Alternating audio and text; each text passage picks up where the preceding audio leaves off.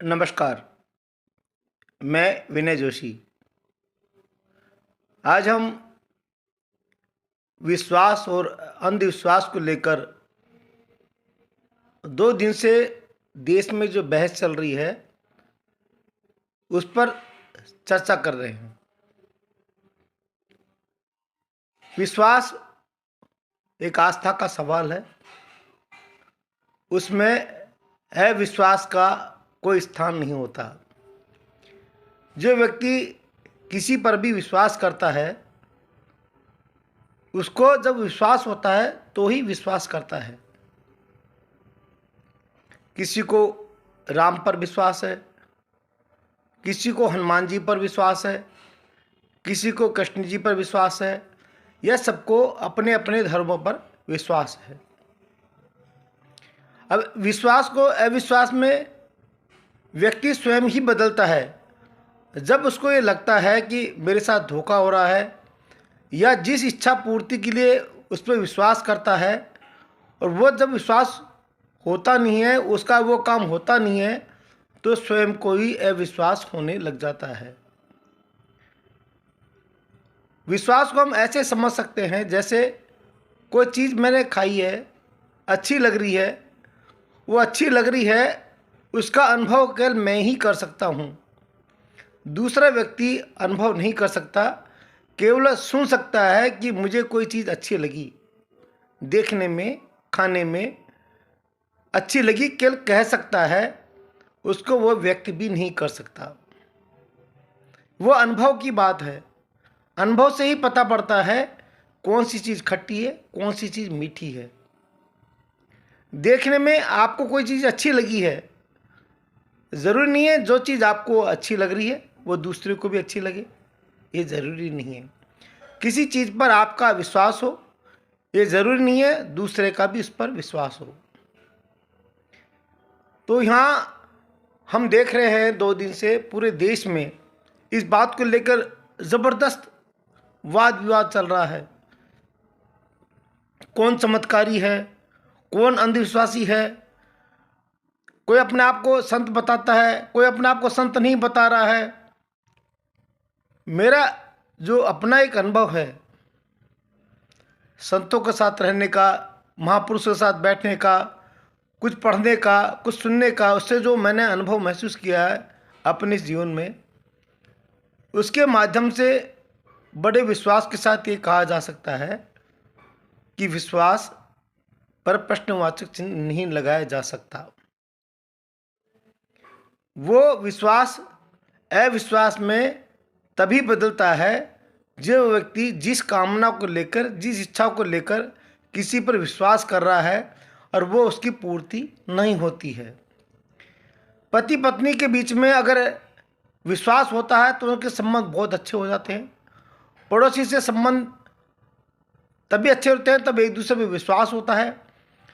अविश्वास किसी के कहने से नहीं होता, विश्वास भी किसी के कहने से नहीं होता। प्रभाव जरूर पड़ सकता है। हमने किसी के बारे में सुना और सुनकर कुछ क्षण के लिए हमें विश्वास हो सकता है, उस सुनकर हम उस विश्वास से प्रभावित हो सकते हैं, हम जा सकते हैं। लेकिन टिकने के लिए हमारी जो मनोवृत्ति है, हमारी जो इच्छाएं हैं, वह पूरी होने के बाद ही हम उसका मूल्यांकन करते हैं। चमत्कारों का बात की जाए तो कई बार ऐसे कहा जाता है ये देश चमत्कारों का देश है। यहाँ सूरदास जी भी हुए हैं, यहाँ ऐसे लोग भी हुए हैं जो कभी स्कूल नहीं गए, जिन्होंने कोई शिक्षा ग्रहण नहीं की, लेकिन उन्होंने वेदों को पढ़ा है, लोगों को ज्ञान दिया है। ऐसे भी उदाहरण आए हैं कि उनको भगवान का मार्गदर्शन मिला, भगवान से उनको ज्ञान मिला और उन्होंने वेद लिखे हैं, पुस्तकें लिखी हैं, ज्ञान का प्रसार किया है, धर्म का प्रसार किया है। ऐसे बहुत से उदाहरण देखने को आते हैं। हम उनको अंधविश्वास भी कह सकते हैं। जैसे जब लक्ष्मण वन में सीता के लक्ष्मण रेखा खींच के जाते हैं, रेखा खींचते हैं, उसको लक्ष्मण रेखा बोलते हैं। उसको रावण जब अंदर घुसने लगा तो उसमें अग्नि प्रज्वलित हुई, अब अगर हमारे लिए ये अंधविश्वास भी हो सकता है, और जो इसमें विश्वास रखते हैं उसके लिए वह विश्वास भी हो सकता है। जो इस बात को नहीं जाने, जो समझता नहीं है, जिसको इस चीज़ का ज्ञान नहीं है, वो ये मानेगा कि ये कैसे संभव है कि रेखा खींची और कोई आग भी लांघे तब आग लग जाए उसमें। लेकिन जो मानता है वो मानता है। दूसरा उदाहरण हम बिजली का लेते हैं। बिजली दिखती है? नहीं दिखती। बिजली का कोई रंग होता है? कोई रंग नहीं होता। लेकिन अनुभव करने से बिजली का झटका लगता है। आप करंट बिजली के हाथ लगाओगे तो झटका मारेगी। आप अर्थ और फेस को दोनों को पकड़ोगे तो आप चिपक सकते हो, आपकी मृत्यु हो सकती है। लेकिन दिखने में क्या बिजली का कोई रूप होता है? क्या बिजली का कोई रंग होता है? क्या बिजली गर्म होती है? क्या बिजली ठंडी होती है? क्या बिजली घूमती है? क्या बिजली स्थिर होती है?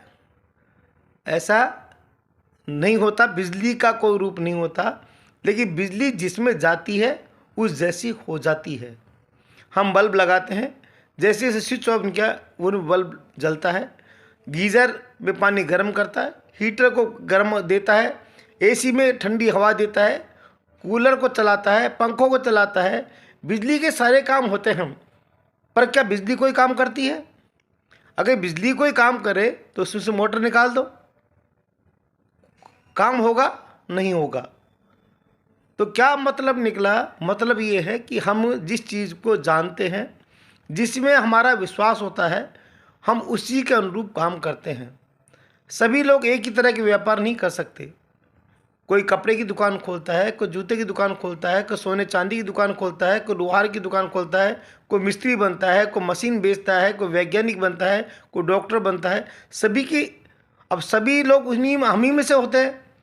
अब कोई ये कहते हैं कि मैं डॉक्टर क्यों नहीं बना, वो डॉक्टर कैसे बन गया, मैं नहीं बन सकता तो वो भी नहीं बन सकता। ऐसा कभी भी नहीं होता है। हमारे यहाँ देश में एक मुद्दे को लेकर लंबे समय तक चलने की एक परंपरा बनी हुई है। वो कब तक चलता है? जब तक कोई बड़ा इशू नहीं बनता। उसको टीआरपी का चक्कर मान लें या योग्यता बताने का चक्कर मान लें। धीरेन्द्र शास्त्री को लेकर 2 दिन से जो विवाद चल रहा है, श्याम मानव जी ने जो उनके खिलाफ मामला दर्ज कराया है नागपुर महाराष्ट्र में, उनका एक अलग तर्क है। पर बहुत से प्रमाण ऐसे भी हैं कि वो अपने आप को चमत्कारित कर सकते हैं। हम किसी को व्याधि नहीं दे सकते, किसी की व्याधि समाप्त नहीं कर सकते, इसका कोई पक्का प्रमाण नहीं है। ये बात सही है कि साधना पद्धति में तांत्रिक और सात्विक 2 तरह की साधना होती है। तांत्रिक साधना के अंदर व्यक्ति सिद्धियां प्राप्त करता है। वो सिद्धियां, ऐसी सिद्धियां भी है जो 2 से 3 घंटे में प्राप्त की जा सकती है। ऐसी सिद्धियां भी हैं 2 से 3 दिन में प्राप्त की जा सकती है। कुछ सिद्धियां ऐसी हैं जिनको प्राप्त करने के लिए पूरे जन्म लग जाता है। कुछ सिद्धियां ऐसी हैं जिनको प्राप्त करने के लिए महीने 2 महीने लगते हैं। सिद्धियां होती है। हमारे यहाँ सनातन धर्म में जन्म और पुनर्जन्म को भी हम मानते हैं। अभी इसको कोई चैलेंज नहीं कर सकता कि पुनर्जन्म नहीं होता या पुनर्जन्म ही होता है, आपकी व्यक्ति की मुक्ति नहीं होती। ये ऐसा कोई प्रमाण नहीं है। हर चीज़ काल और परिस्थिति के हिसाब से बदलती है। हमारे सनातन धर्म में विष्णु का जो पहला अवतार है वो कौन सा है? मत्स्य अवतार। जब जीव जंतु थे, मनुष्य की उत्पत्ति नहीं थी, तो भगवान कौन से रूप में प्रकट हुए? मत्स्य के रूप में हुए। फिर कौन सा अवतार लिया उन्होंने? कश्यप अवतार। कछुआ पानी में भी चल सकता है और धरती पे भी चल सकता है। तो भगवान ने दूसरा रूप कौन सा अवतार कौन सा लिया? कश्यप अवतार का लिया।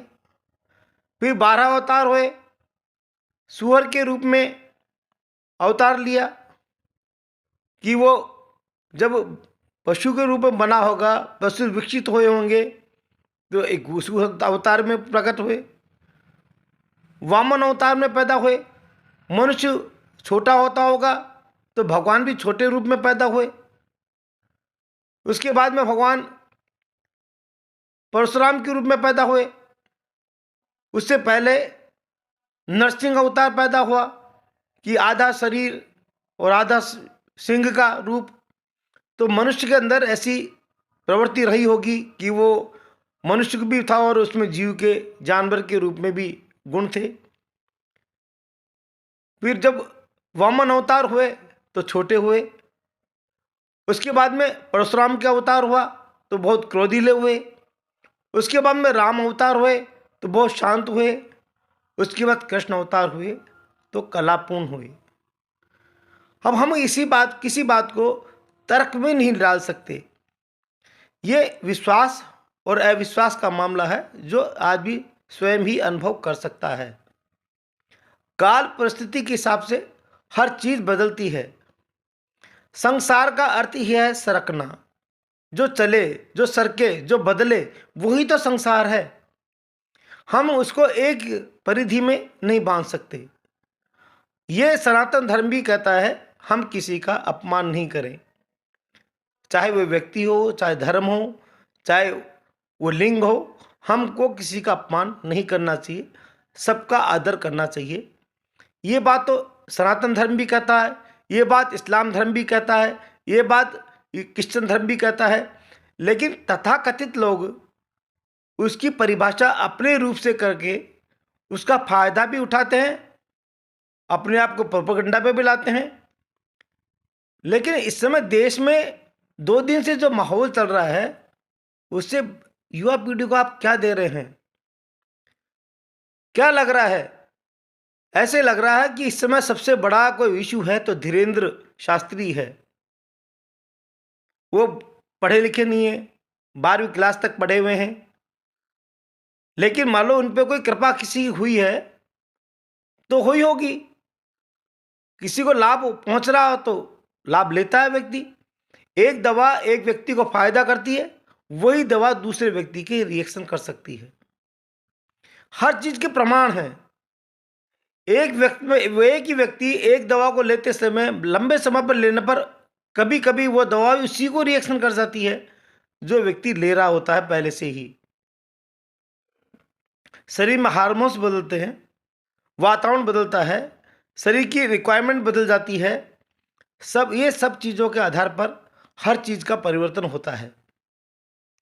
मेरा जो मकसद था आज का वह केवल इतना था कि हम रचनात्मक संदेश दें समाज को, युवा पीढ़ी को रचनात्मक संदेश दें। जो श्याम मानव जी हैं वो चैलेंज कर रहे हैं धीरेन्द्र शास्त्री को, आप नागपुर आइए, हम आपको हमारी बात मान लोगे, हमको प्रमाणित कर दोगे, हम आपको 30 लाख देंगे। धीरेन्द्र शास्त्री जी कह रहे हैं आप मेरे कैंप में आइए, आप मेरे कैंप में आओगे तो मैं कर दूंगा। भाई अगर आपके पास में किसी के पास में भगवान की सिद्धि होती है, भगवान की कृपा होती है तो वो सभी जगह होती है। ऐसा नहीं है मैं किसी भगवान का भक्त हूँ, मेरे पर किसी भगवान की कृपा हुई है तो मैं वो कृपा मुझ पर हर जगह रहेगी। मैं दुनिया के किसी भी कोने में जाके रहूँ वहाँ हो सकती है। लेकिन सिद्धियाँ जो प्राप्त की जा सकती है या सिद्धियाँ जो प्राप्त की जाती है वो एक परिधि में ही काम करती है, वो परिधि से बाहर जाकर काम नहीं करती। भगवान की शक्ति में और सिद्धि की शक्तियों में ये फर्क होता है। सिद्धियां प्राप्त करने वाला व्यक्ति उसका उद्देश्य अलग होता है। दर्जनों सैकड़ों तरह की सिद्धियां होती है। किस व्यक्ति ने कौन सी सिद्धियां किस मकसद से प्राप्त की है, उसकी सीमा क्या है, वो सिद्धि प्राप्त करने वाला व्यक्ति ही जानता है। लेकिन भगवान की कृपा प्राप्त करने वाला व्यक्ति कहीं पर भी कृपा प्राप्त कर सकता है। जैसे हनुमान जी जब लंका में गए तो भगवान राम की कृपा उनके ऊपर लंका में भी थी। अंगद जब लंका में गए तो राम का नाम लेकर ही उन्होंने विश्वास के साथ पैर गाड़ दिया था और रावण को चुनौती दी थी कि मेरे पैर को उखाड़ दे। अंगद ने ये नहीं कहा कि रामादल में आ तभी मैं करूंगा।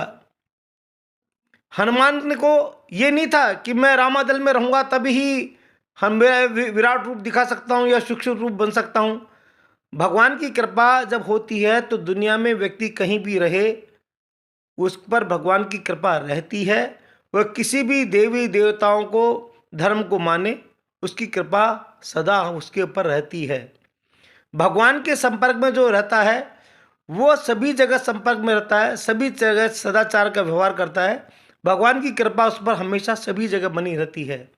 लेकिन सिद्धि विद्या के अंदर या तंत्र विद्या के अंदर, चाहे सात्विक सिद्धि हो या तामसिक सिद्धि हो, उस सिद्धि के अंदर एक सीमा के अंदर ही व्यक्ति अपना काम कर सकता है। बहुत से उदाहरण देखने में आए हैं। इन सिद्धियों के माध्यम से लोगों का भला भी होता है। ये जरूरी नहीं है सभी का भला हो जाए, ये संभव नहीं है। सभी का अनिष्ट हो जाए, ये भी संभव नहीं है। और ऐसे भी देखने में आया है जो इन सिद्धियों को प्राप्त करता है कई बार उनकी भी दुर्गतियां होती है, उनको भी भटकना पड़ता है।